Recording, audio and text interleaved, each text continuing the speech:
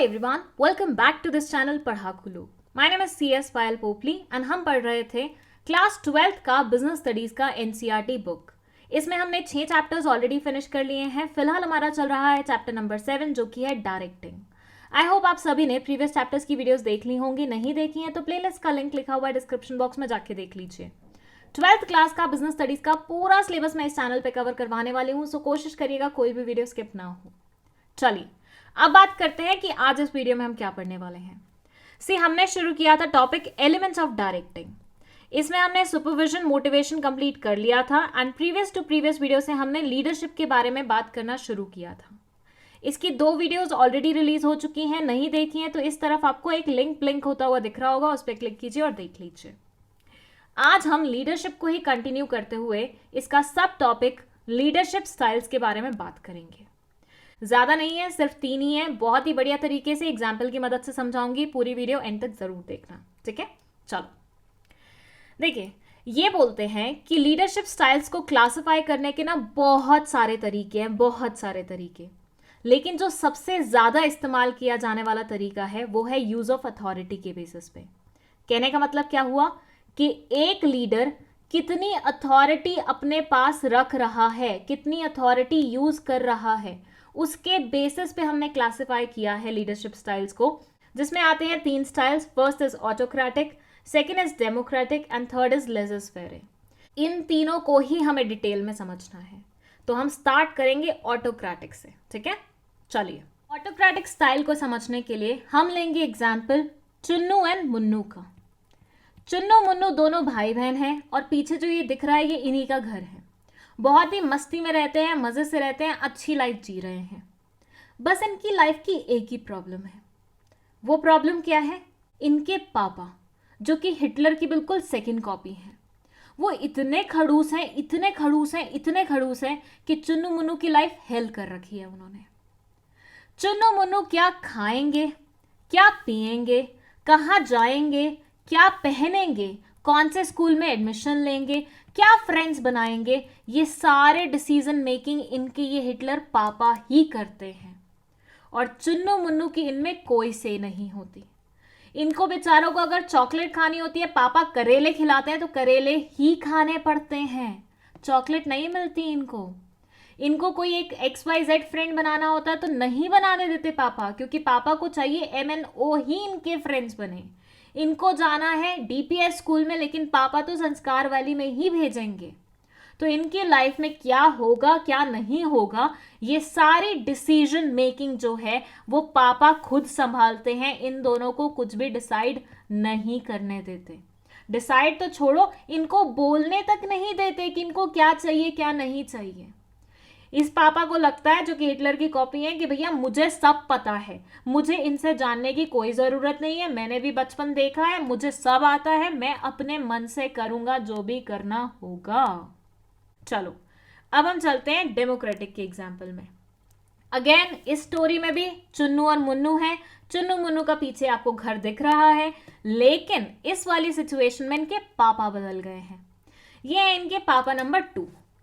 ये जो पापा है ये कुछ इस किस्म के पापा हैं कि ये इन दोनों से पूछते हैं कि बेटा तुम्हें क्या खाना है, बेटा तुम्हें क्या पहनना है, बेटा तुम्हें कहाँ जाना है, कौन से स्कूल में एडमिशन चाहिए, तुम किन्हें फ्रेंड्स बनाना चाहते हो। चुन्नू मुन्नू फिर अपनी बात बताते हैं इनको कि हमें ये खाना है, ये पहनना है, यहाँ जाना है, स्कूल में एडमिशन चाहिए, ये फ्रेंड्स चाहते हैं हम बने। एंड देन पापा एनालाइज करते हैं। अगर एनालाइज करने के बाद उन्हें लगता है कि चुन्नू मुन्नू की डिमांड सही है तो उन्हें वो चीज़ें मिल जाती हैं। अगर उन्हें लगता है कि डिमांड सही नहीं है तो फिर पापा को जो ठीक लगता है वो कर देते हैं। बट मेन बात यहाँ पे जानने लायक ये है कि चुन्नू मुन्नू से पूछा जाता है कि आपको क्या चाहिए। फिर एनालिसिस होती है, फिर डिपेंड करता है कि भैया उनकी डिमांड्स वाजिब थी भी कि नहीं थी, चीज़ उनकी बनती है, उन्हें मिले कि नहीं बनती है, और उसके बाद उन्हें दी जाती है। सो यहाँ पे दोनों का ही पार्टिसिपेशन रहता है, बच्चों का भी एज वेल एज पापा का भी। अब हम बात करते हैं हमारे थर्ड टाइप के बारे में, जो कि है लेज़र-फेयर या फिर फ्री रेन लीडर। अब इसमें क्या है, इसमें अगेन चुन्नू मुन्नू है, ठीक है, उनका प्यारा सा घर है, और यहाँ आते हैं थर्ड टाइप के पापा, जिनके खुले हाथ और एक्सप्रेशन से आपको देखते ही लग रहा होगा कि इनको कोई मतलब नहीं है कि इनके बच्चों की लाइफ में क्या चल रहा है, इनके बच्चे क्या कर रहे हैं। तो इस वाले केस में चुन्नू मुन्नू कहाँ जाना चाहते हैं, क्या खाना चाहते हैं, किन्हें फ्रेंड्स बनाना चाहते हैं, कौन से स्कूल में एडमिशन चाहते हैं, ये सब चुन्नू मुन्नू खुद ही डिसाइड करते हैं। Even for that matter school में एडमिशन भी खुद ही करा लेते हैं, जो खाना होता है खुद ही जाके खरीद के खा लेते हैं। पापा इंटरेस्टेड ही नहीं है किसी काम में, पापा इंटरफेयर करते ही नहीं है किसी काम में। वो होते हैं ना क्लास में कुछ ऐसे बच्चे जो बहुत ही एटीट्यूड के साथ बोलते हैं कि यार हमारे पेरेंट्स तो हमारी लाइफ में बिल्कुल भी इंटरफेयर नहीं करते, हमारे को खुली छुट्टी मिली हुई है उनकी तरफ से, जो करना है करो, बस वो पैसे टाइम पे पहुंचा देते हैं पॉकेट मनी के, और उसके बाद उसे क्या करना है कैसे करना है वो हम ही डिसाइड करते हैं। हमारी फ्रेंडशिप में, हमारे रिलेशनशिप्स में वो बिल्कुल भी इंटरफेयर नहीं करते। यहाँ चुन्नू मुन्नू के पापा कुछ ऐसे ही हैं। इनको लगता है बच्चों की जिंदगी है, इनको जीने दो, इनको अपने लेसन्स खुद लर्न करने दो, इनको खुद से खुद सीखने दो सारी चीजें, हम इंटरफेयर करेंगे ही नहीं जब तक इमरजेंसी ना आ जाए या बच्चे बिल्कुल बेहाल होके कुछ ऐसे बहुत बड़ी गलती करके हमारे पास रोते खाते ना आ जाए, तब तक ये खुद इंटरफेयर नहीं करते। चलिए, तीनों स्टाइल्स की एग्जाम्पल समझने के बाद आगे बढ़ने से पहले एक क्वेश्चन का जवाब दीजिए। आप मुझे बताइए कि आपके घर में आपके पापा कौन से वाला लीडरशिप स्टाइल फॉलो करते हैं। मतलब क्या वो लेजेस फेरे में बिलीव करते हैं, या डेमोक्रेटिक में, या फिर कंप्लीट हिटलर वाला स्टाइल ऑटोक्रेटिक। बताइए, let me know in the comment section. जैसे ऑटोक्रेटिक पापा बिल्कुल हिटलर की कॉपी थे कि सिर्फ अपनी अपनी बात बोलते थे, बच्चों की कुछ नहीं सुन रहे थे, बिल्कुल वैसे ही ऑटोक्रेटिक लीडर्स होते हैं। ये ऐसे लीडर्स होते हैं जो सिर्फ अपनी अपनी अपनी अपनी बातें बोलते हैं, अपनी चलाते हैं, सबऑर्डिनेट्स की या फॉलोवर्स की नहीं सुनते हैं। इनको मतलब ही नहीं होता कि सबऑर्डिनेट्स क्या चाह रहे हैं, क्या बोल रहे हैं, नहीं, इन्हें सुनना ही नहीं है। ये एक्सपेक्ट करते हैं कि भैया हमने ऑर्डर्स पास कर दिए, तुम बस अब उन ऑर्डर्स को ऑबे करो, मतलब मान लो। देखिए, नॉर्मल कम्युनिकेशन कैसे होता है कि कुछ मैंने कहा, कुछ तुमने सुना और तुमने रिप्लाई किया, फिर मैंने कहा, फिर तुमने सुना, रिप्लाई किया। तो ऐसे में कम्युनिकेशन कैसे हुआ? टू वे, कि मैंने भी बोला तुमने भी बोला। लेकिन ऑटोक्रेटिक में जो कम्युनिकेशन होता है वो सिर्फ वन वे होता है कि सिर्फ मैं बोलूंगा और तुम सुनोगे, तुम्हारा क्या बोलना है वो मैं नहीं सुनूंगा। सिंपल सी बात, तुम्हें बोलने की जरूरत भी नहीं है। ऐसे लीडर्स कभी नहीं चाहते कि सामने वाला इंसान उन्हें कॉन्ट्राडिक्ट करे या उनके ऑर्डर्स को नहीं माने। वो बोलते हैं कि भैया हम जो बोल रहे हैं तुम बस कान खुले रख के, मुंह बंद रख के उसे सुन लो और चुपचाप वो काम कर दो। ऐसी लीडरशिप स्टाइल को ऑटोक्रेटिक के साथ साथ अथॉरिटेटिव लीडरशिप स्टाइल भी बोला जाता है। तो किसी भी नाम से आ सकता है, आप समझ जाइएगा कि किस स्टाइल के बारे में बात हो रही है। सेकंड था डेमोक्रेटिक। डेमोक्रेटिक में क्या था कि पापा सुन रहे थे, तुम क्या बोल रहे हो, तुम क्या चाह रहे हो, तुम्हारी विशेस क्या हैं, वो सुनी जा रही हैं।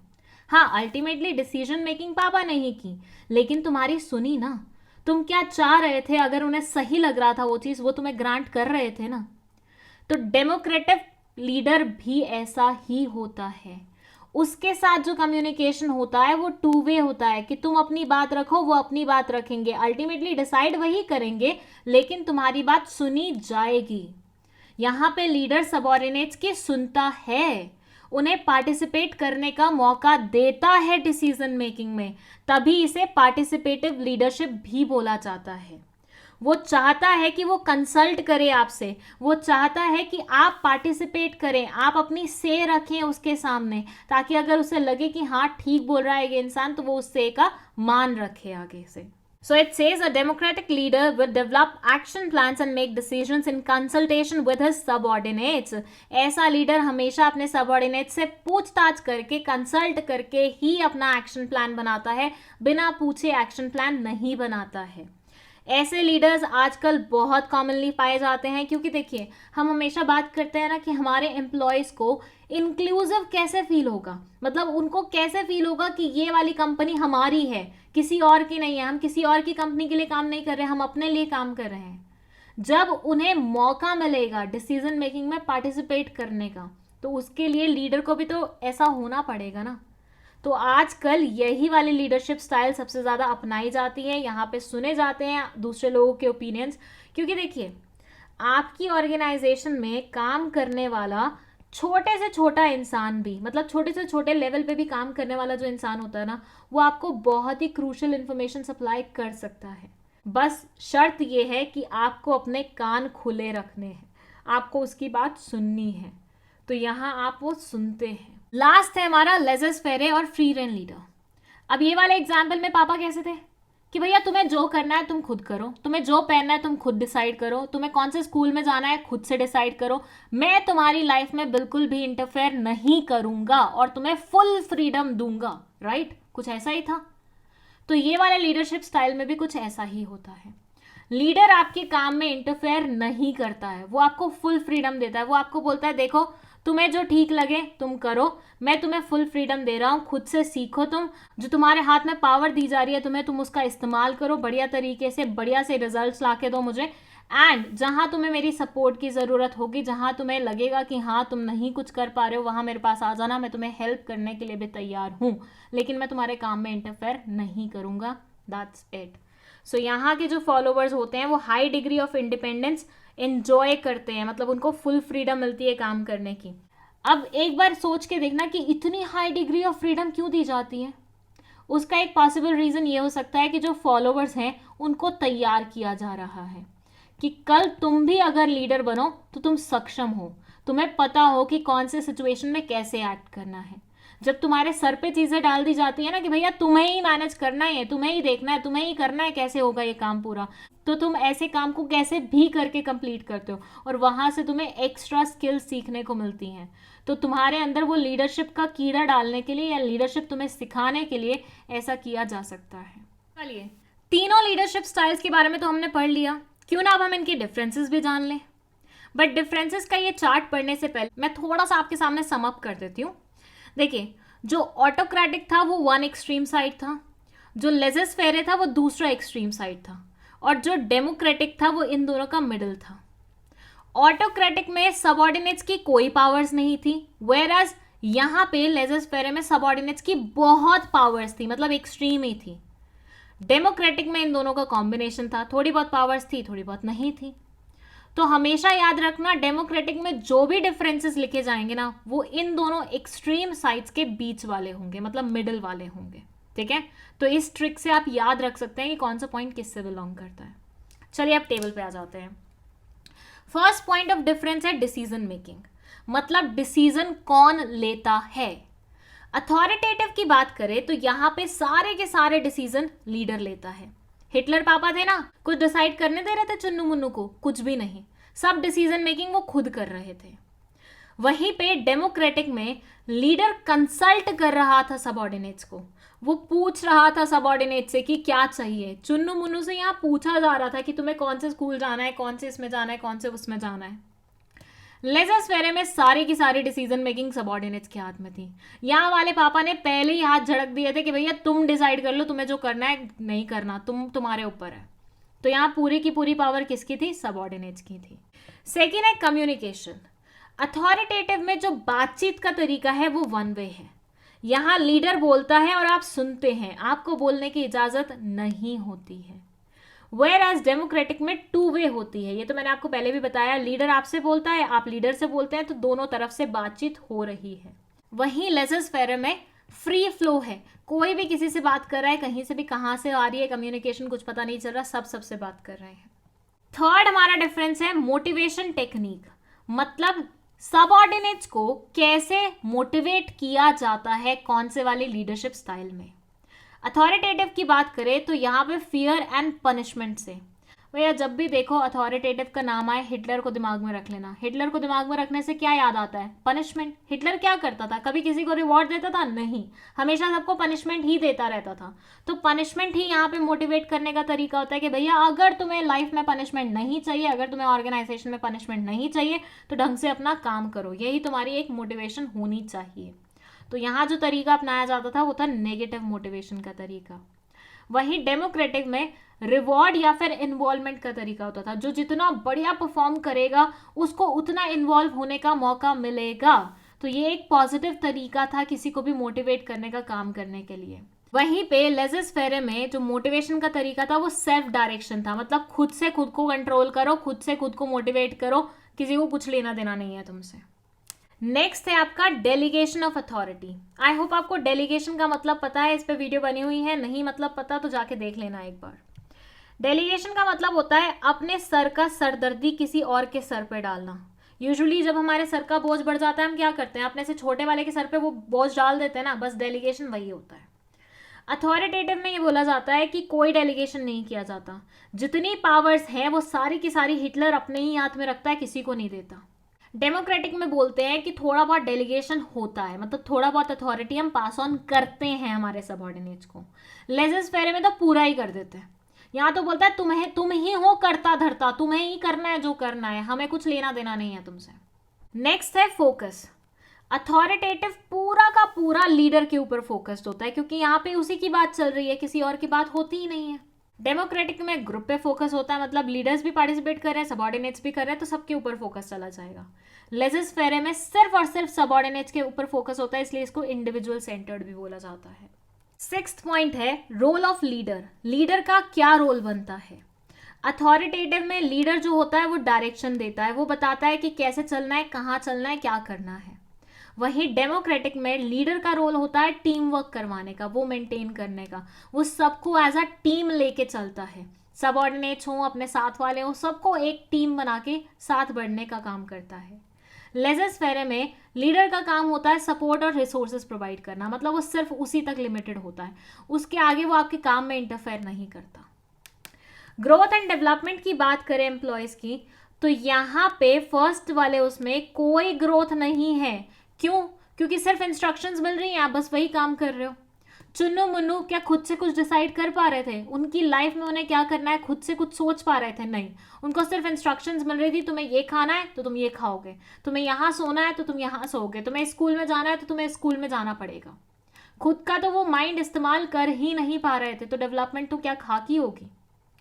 वेराज डेमोक्रेटिक में थोड़ी बहुत डेवलपमेंट होती है, क्योंकि वी स्टाइल फॉलो किया जाता है, मतलब यहाँ पे सबऑर्डिनेट्स को भी बोलने का मौका दिया जाता है, हाँ एक एक्सटेंट तक, बट दिया तो जाता है एटलीस्ट। लेज़ेस फेरे में फुल डेवलपमेंट होती है। मैंने आपको बताया भी था शायद रीजन कि क्यों ये पर्टिकुलर स्टाइल हम अपनाते हैं, ताकि हम लोगों को फ्यूचर में लीडर्स बना सके, ताकि हम फॉलोवर्स को मौका दे सके, उनके अंदर भी लीडरशिप स्टाइल आ सके, राइट। तो यहाँ फुल स्कोप होता है।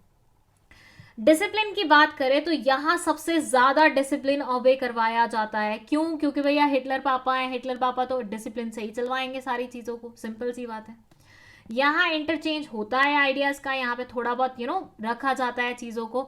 यहाँ सेल्फ डिसिप्लिन पे चलती हैं चीजें, यहाँ पे आपको देख रेख करने वाला कोई नहीं है, आपके सर पे बैठ के आपको सुपरवाइज करने वाला कोई नहीं है, आप खुद ही डिसिप्लिन में आओगे, आप खुद ही डिसिप्लिन में आओगे, आप खुद ही कंट्रोल रखोगे अपने ऊपर। सो ये थे differences between authoritative, democratic and laissez faire style. I hope ये पूरी वीडियो आपको बहुत ही अच्छे तरीके से समझ में आई है। अगर कोई भी डाउट है आप कमेंट सेक्शन में मेंशन कर सकते हैं। विद दैट, अगर आपको 12th क्लास के नोट्स चाहिए तो उसके लिए आप इंक्वायर कर सकते हैं व्हाट्सएप वाले नंबर पे, जो कि डिस्क्रिप्शन बॉक्स में मेंशन है। नोट्स पेड रहने वाले हैं। वीडियो पसंद आई है तो लाइक का बटन दबा दीजिए, इसे अपने दोस्तों के साथ शेयर कर लीजिए, चैनल को भी सब्सक्राइब करते हुए जाइएगा। That's it, thank you so much for watching this video.